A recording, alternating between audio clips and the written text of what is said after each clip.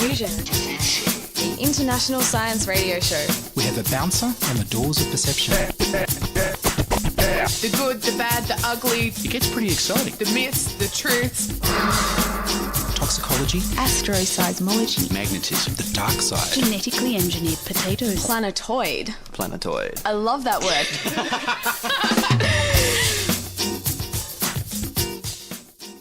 Hello and welcome to Diffusion. Sit back and relax while we inject weird and wonderful science directly into your genes. I'm Ian Woolf. On this edition, we look into how to make money in space with Troy McCann. But first up, here's the news about biological malware.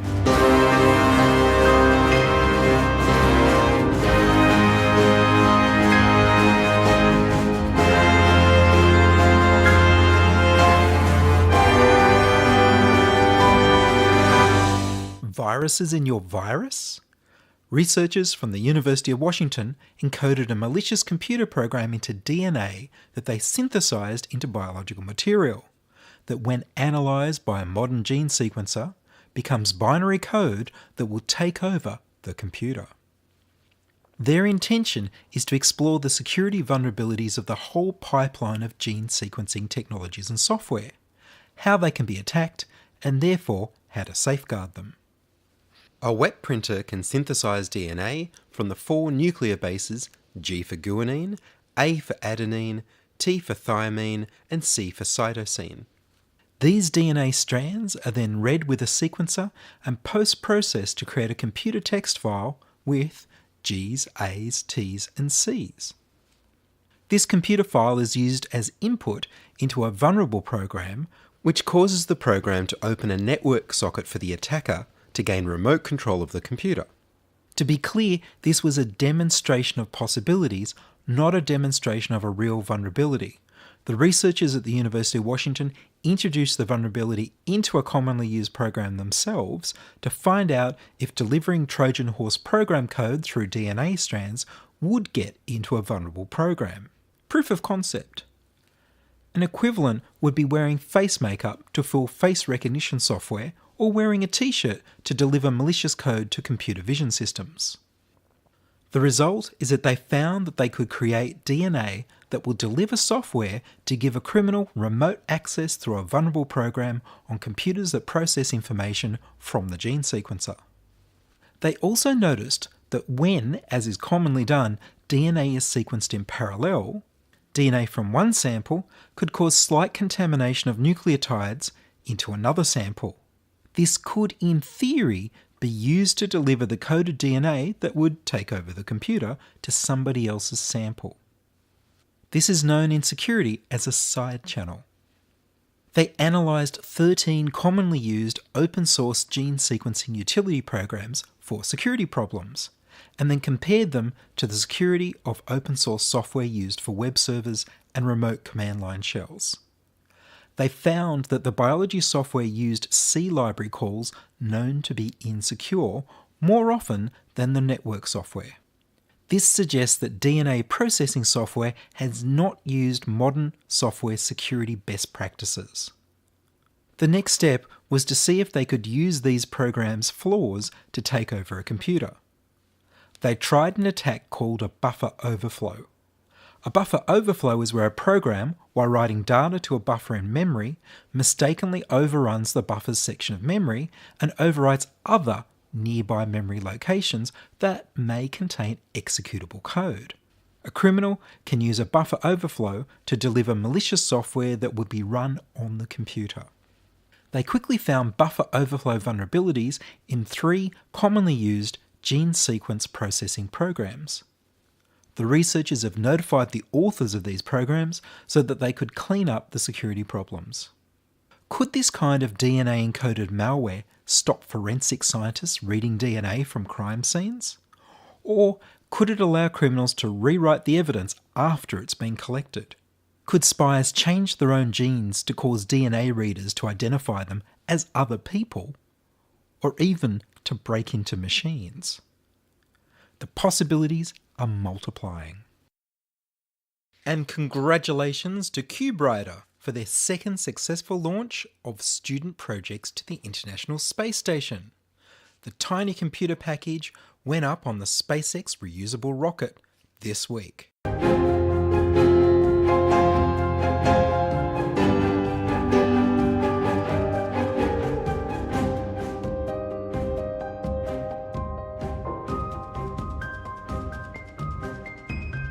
You're listening to Ian Woolf on Diffusion Science Radio. Send emails to science@diffusionradio.com. We're brought to you across Australia on the Community Radio Network and podcast over the internet on www.diffusionradio.com. And now, making money in space. Troy McCann is an electrical engineer, serial entrepreneur, and founder of MoonshotX. He spoke to me at the Fishburners co-working space about getting into the space business. I began by asking him, what is MoonshotX?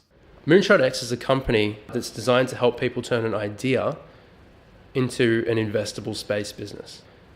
And what's your background? How did you get into telling people how to make money in space?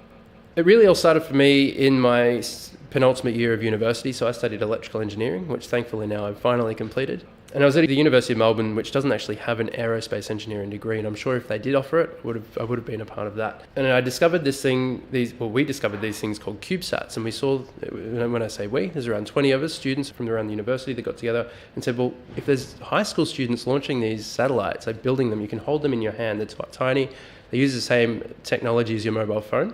Why can't we give that a go too? At the time, I think we were a little bit arrogant because we were from Melbourne and unlike Sydney, there was nothing happening in space there, or at least in this area. There's a lot of astrophysics, that sort of thing, but nothing with space technology. So we thought that we were it. And so we spent 2-3 months sort of researching, okay, how are we going to build this thing, or looking at the engineering side of it.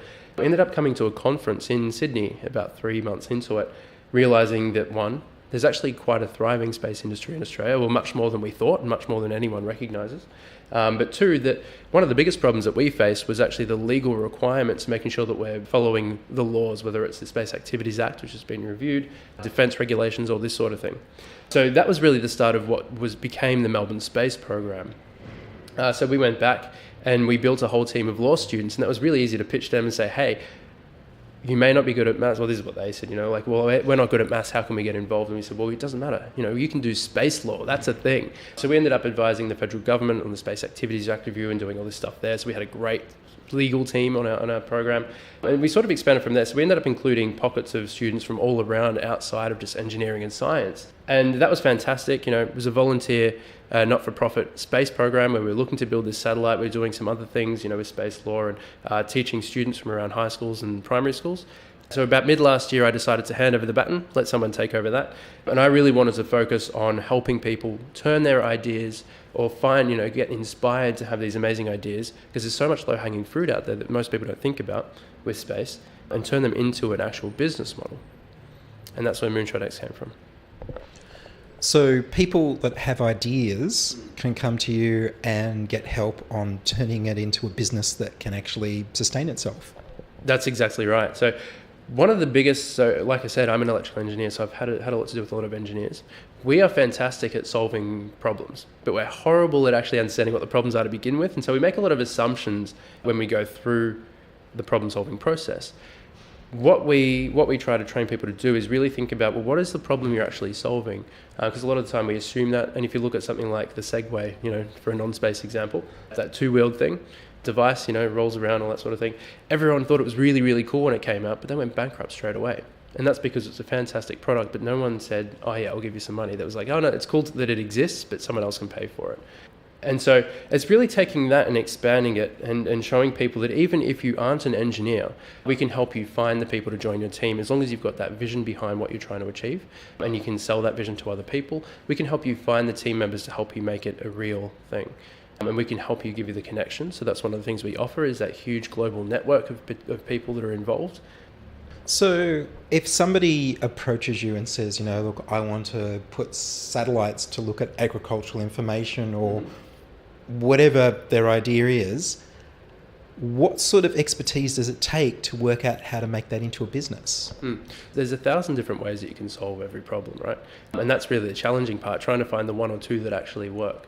So that's a bit of a difficult question to answer, because it could be, well, I'm an engineer, I can do electronics, I can build the physical satellite myself, but then I need to find someone who understands how to process the data on the other end, or I need to find someone who has the legal expertise, because one of the things with space businesses that it's a little bit different from just general startups is that you do need to have a strong knack for at least someone that can do it for looking at policy and lobbying and talking, that sort of thing.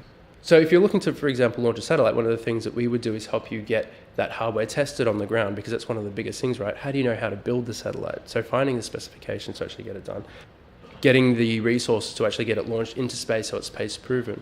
And it's all about finding the stepping stone. So maybe it's too expensive to go straight from A to Z and saying, all right, I'm going to have a satellite in space for my very first milestone. We're going to be recording data and selling that to whoever. That might be to another business, it might be to the consumer, don't know yet. And so it's all about finding tiny little experiments and getting smaller stepping stones. So it might be, well, we're not going to launch a satellite to begin with. It might be, well, we're going to start with a weather balloon. And we're going to start to record some data on that weather balloon. Might cost us, $500 all up for components. We're just going to do a small experiment, and everything is really based off, using the scientific method in developing your business model, and realizing that the development of the product that you're trying to sell is really the same as your business model. And the big thing that we push is making sure, like I said before already, having that vision behind it as well. So it's a little bit cliche, but I'm going to use Elon Musk as an example because he's really good at actually doing this. It just happens that he does space stuff as well. SpaceX. I'm sure everybody has heard of SpaceX by now. SpaceX didn't start off as a rocket company at all. In about 2001, Elon Musk had this idea that he wanted to, and this is the vision, he's still got this. He had this idea that he wanted to make humans a multiplanetary species for all the reasons that he's outlined before.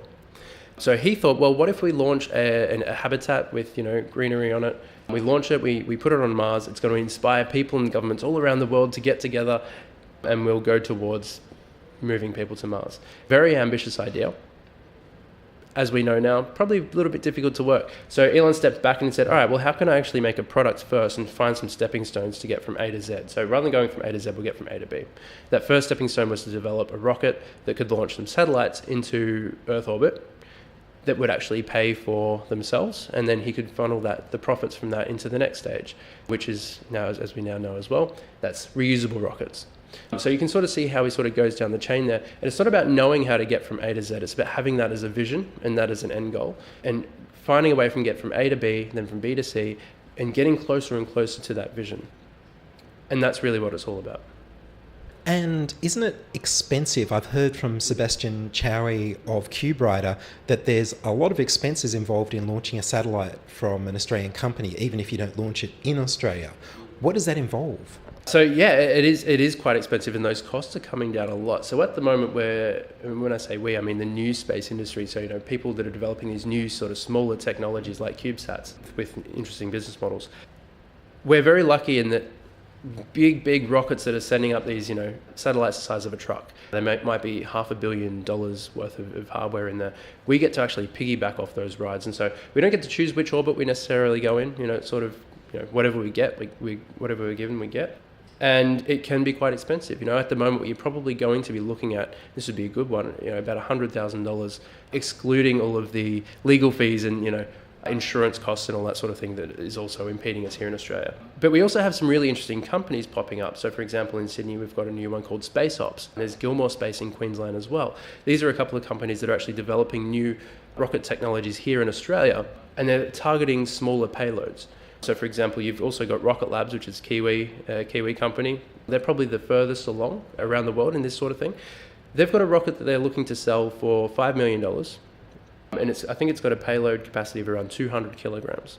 Now that compares to something like SpaceX's Falcon 9, which I think is somewhere around $60 million for a launch, and has a much larger capacity, right?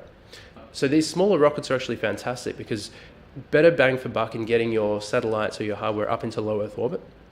And they're about to start coming in the next sort of few years or so. So there's huge demand for launch providers at the moment, particularly with these small satellites, and that's going to be addressed, and so prices will come down drastically. Now, the other really interesting thing that we are building into our program and our services that we offer as well is that a lot of people automatically think, oh, okay, I want to test this bit of hardware, whether I want to launch if I'm building hardware for my commercial product, I need to launch it into space, so I'm going to build a CubeSat. I'm going to make it a satellite. And this is something that I think CubeRider have found, because they started off with this exact idea as well. They were going to launch satellites initially, and they found that it's actually much easier to achieve the same thing by leaving it inside the International Space Station, where all of a sudden they don't have to have all the extra costs of actually, the licensing and all that sort of thing for basically just dropping it out the window of the ISS. So we're discussing with potential partners at the moment for offering similar services where you can get your hardware tested outside of the International Space Station, but it's not dropped outside, so you don't have to worry about designing power subsystems, communications, all of that sort of thing. Brings the costs drastically down, enables you to show to potential investors that you've actually got something that's space flown and proven, and it's breaking that stepping stone thing down again. And so where does the money come from? If you've got your idea and you want to start up a business, how do you live and how do you fund it? Yeah. So a part of our program is we've got this concept called personal readiness level. So I'll tell a little bit of a story about this one. I could be waffling a little bit, but a lot of people might know of NASA have their technology readiness level. And basically it's a scale of, we're developing a new technology. At what stage is it up to? If it's at stage 10, then we know it's ready and it can be flown in space, et cetera, et cetera. Steve Blank, who's come up with a lot of startup theory lately, he coined the term investment readiness level, which is what we use to gauge, are you just at the idea stage? Have you actually validated, have you tested your hypothesis? Have you found that you're actually solving someone's real problem? Have you found a market for that problem so that you can have a financially sustainable business? Or are you ready to scale up? That sort of thing. We are starting to include a third one, which is personal readiness level. So a lot of people have these ideas and they're like, all right, maybe as a hobby, I can start on the side working on this startup. And so personal readiness level is all about, well, how will I get from having this as a hobby or a side project, that sort of thing, to have it bringing in enough revenue or maybe investment, or how do I get it to the stage where I can actually start working on this full time? So we run through that as a part of our program. It's going to be different for everybody because it depends on everyone's different circumstances. So it's all about having that strategy and being aware of, what strategies there are to actually get to that point. Can I just jump back a little bit as well? So one of the things about space that I think a lot of people don't realize is that it's not just about satellites and rockets. Everyone sort of jumps to that, right? Because generally I start off talking by saying, tell me what you think space technology means to you, and they're the first things that comes up. It's all aerospace.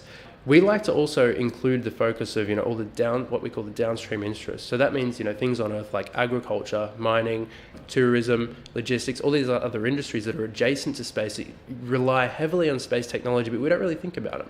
In the coming years, space technology is going to have a huge impact. So one of the far out there examples I give, if someone's got the passion to do it, if you can come up, maybe you are a developer that does augmented reality and virtual reality, and you want to get into space. So you can't build satellites and rockets, you're not a rocket scientist. But maybe you want to help develop a augmented reality headset for a firefighter's helmet that can automatically take the data from bushfire Earth observation satellites and help firefighters battle the fires and work together, all that sort of thing. So that's for us is a space technology, but a lot of people wouldn't necessarily think about it. And they're the sort of applications we'd also be looking for. And so a lot of people say, to develop space technology, even at the moment for startups, it's going to take about 7 years of development time. That's true somewhat for hardware. And like I said, a lot of that price and time is coming down as we have more and more space startups joining these value chains and supply chains, and things are getting much more, busier and in the industry. But at the same time, there's a lot of problems that we can work on now on the software side and on the Earth side, which are very, very similar problems to any other startup that you see out there in fintech or agri-tech. And a lot of those companies probably could be considered space startups as well. So what are some of the projects or some of the businesses that you're working with? What are some of the ideas that are in play at the moment? Yes, it's really exciting. So we've got a lot of companies. So we have just finished running a pilot program of our Gemini program, which is what we're launching again in October around the world, 15 cities, which is quite hectic at the moment to travel to all of those, but it's looking really good. So we've just finished this week a pilot program. It was only 12 weeks as opposed to 6 months. And we took people from the NASA Space Apps Challenge that ran across 82 cities around the world, I think it was 82, in late April this year. And we didn't really tell them, but we said that we were going to give them a special prize if they could prove that not only... What is Space Apps? So NASA Space Apps is a global hackathon that NASA run every year. And it's the largest hackathon in the world. Over 25,000 participants in 82 cities participated this year. So essentially what a hackathon is, you spend a couple of days, you find members, you build a team, and you have to try to solve a problem. It's really interesting. So it's a big problem-solving exercise, and you're rushing. And so you're trying to come up with a solution to a big, globally impactful problem in 48 hours, essentially. This year, NASA Space Apps was very focused on Earth observation data. So things to do with the environment, for example, could be using satellites to track the bleaching of the Great Barrier Reef. Or it could be, can we help logistics companies transport their data transport their hardware more optimally around the country or something like that. So we have quite a few people solving problems, from providing emergency and escape route systems for people that are suddenly caught in the middle of a flood. So for example, you've got an app on your phone, it tells you, well, there's a flood area around here, you're here on the map, you can get out by following this path here. So sort of like getting directions on Google Maps, but it tells you quickly. And it says, in 5 minutes, you have to be quick though, because in 5 minutes that path's going to be taken over as well. We've got teams that are, bushfire example, providing similar things for bushfire warnings and firefighting and that sort of thing. But we've also got people that are on the hardware side. So in Perth, we've got a team that are looking at building not CubeSats, but picosats. And so that's a very interesting one. So they're trying to actually understand, well, what commercial opportunities are there for these picosats? So a picosat's about, you can fit, I think, about 4 of them into the volume of a CubeSat, so really, really tiny. And so it's really interesting working with this huge range of problems, from people that are basically building software and people that are actually building space hardware, and getting them to talk together and potentially working out, well, if you're building a satellite and we're focusing on data, well, maybe if you build a satellite, we can buy some data from you. And so that's what's really interesting as well, is getting them all to talk to each other and find out where they might benefit each other to create these new supply chains. It's like building a whole new ecosystem. That's exactly right. So it's just such a fascinating time in space at the moment, because traditionally, and this is, when you think about science, a lot of people think of things like the moon landing. They think of the space race. But coincidentally, space and aerospace is actually, as far as I'm concerned, has been the most uninnovative industry for at least half a century. Nothing really has been achieved. There's huge amounts of money being poured into it, so there's no need to try to be innovative at all. You just have huge money thrown at these big problems. What we're seeing with this new space industry, with this huge shift towards people being able to develop their own satellites and space programs from their garage, is this innovation now. So for example, we can actually use low Earth orbit to put these satellites in, even though your satellite will crash into the atmosphere in a couple of years' time. The reason is that your satellite might only cost you $20,000 to produce, and eventually it'll cost you maybe $20,000 to launch it up there as well. So if you want to launch 100 satellites in this big low Earth orbit thing, it provides you with extra benefits, and it could work out much cheaper than launching a single satellite to a geostationary orbit, as we would traditionally do. And so there's what we describe as a phase change shift. It's not as if the old space industry is shifting into a new one, and there will be aspects of the old space industry that obviously do mix with these new supply chains that are forming. But it's such a rapid shift in technology, that space has just suddenly been democratized. So access to space is relatively quite cheap at the moment. It's getting even cheaper. The fact that technology is so powerful, you've got a supercomputer that sits in your pocket and on your wrist. It's the same technology as a supercomputer from 20, 30 decades ago, and that might be a satellite that was launched there that we're still using today. 20, 30 years ago? As opposed to decades? Sorry, you said 20, 30 decades ago. 20, 30 years ago. 20, 30 decades might be a little bit too long. But Sorry. No, that's okay. Yeah, so we can build these satellites that are essentially supercomputers in your garage with a couple of guys who don't necessarily need to know that much about electronics, just because it's so easy to mash all these different technologies together now, and they can provide huge benefits. So you don't need to be NASA, you don't need to be the European Space Agency, you don't need to be the Indian Space Research Organisation to do these amazing things now. And especially in Australia, we can do these things cheaper and more effectively than these traditional supply chains as well. The biggest takeaway, I think, to get from all this is that space, it's not rocket science. Bit catchphrasey, but there's a reason why we're naming our roadshow It's Not Rocket Science now. You don't need to be a rocket scientist to get into the space industry. If you think that you can come up with a great idea, then we can help you turn it into a real business model. So when you were a child, particularly in Australia, and you thought, well, there's no way I'm ever going to be able to be an astronaut because I'm Australian, well, this is your chance to actually run your own space business. So if you want to check us out at moonshotspace.co, we'd be happy to get in touch. Terrific. Well, Troy, thank you very much. Thank you very much. Talk soon. That was Troy McCann from MoonshotX, talking about how to get into the space business. You can find out more at moonshotspace.co. And that's all from us this week on Diffusion. Would you like to hear your voice on radio? Record a voice memo on your phone or use the voicemail tab on the website.